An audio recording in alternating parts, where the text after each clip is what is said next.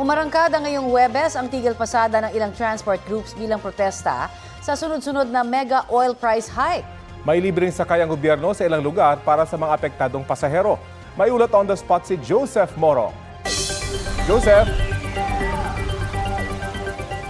Rafi Connie, tuloy-tuloy nga itong ginagawang una sa 2 araw na transport strike, tigil pasada ng ilang mga transport group katulad na lamang ng grupong Manibela dahil sa walang habas at walang patid na pagtaas ng presyo ng mga produktong petrolyo na nakakaapekto na sa kanilang kita. Dito sa Minagtahan sa Maynila ay nangalampag ang grupo ng mga motorista at sa pamahalaan para ibaba ang presyo ng produktong petrolyo. Nanawagan ng grupo sa mga dumaraan dito sa mga motorista na bumusina bilang pagpapakita ng kanilang suporta sa mga inilalaban nilang mga hinaing. Dito sumasakay yung maraming mga commuter dito sa bahaging ito ng Maynila, kaya nahirapan yung ilan na makahanap ng mga sasakyan dahil hindi bumiyahe yung mga biyaheng nandito sa terminal.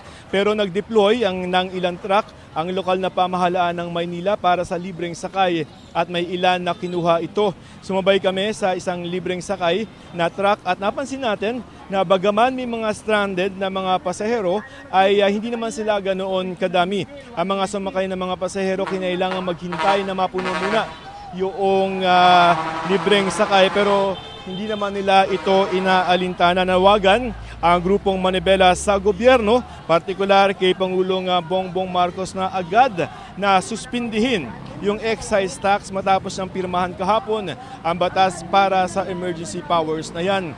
Hinihiling din ng grupo sa pamahalaan na ipatupad na yung sinuspending piso hanggang 2 piso sana na dagdag na pamasahe sa kanila dahil hindi daw sapat yung 5,500 na ayuda ng DSWD sa kanila. Narito ang pahayag ng Pangulo ng Manibela na si Mar Balbuena at ni Jean Henares, isa doon sa mga naapektuhang commuter. Kahapon narinig natin na itong pagpirma ng excise tax na masuspinde ay malaking bagay, pero ang tanong, kailan ito ipatutupad? Sana maintindihan ng ating Pangulo ang mataas na presyo na hindi regulated ang nagpapahirap sa mamamayang Pilipino. Sana po pakinggan din sila kasi paano naman po kaming mga minimum wage earner kung manghihingi sila ng konting dagdag? Paano naman po yung ibang tao na konti lang din po yung pamasahe? Joseph, kumusta yung initial assessment ng Manibela? Naging matagumpay ba itong kanilang tigil pasada?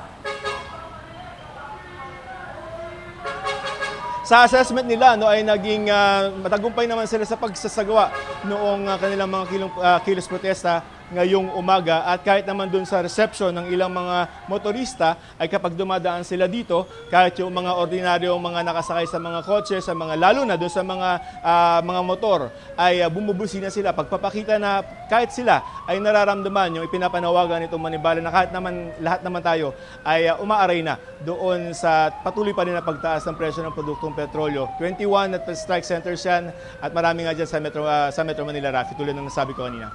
Maraming salamat, Joseph Morong.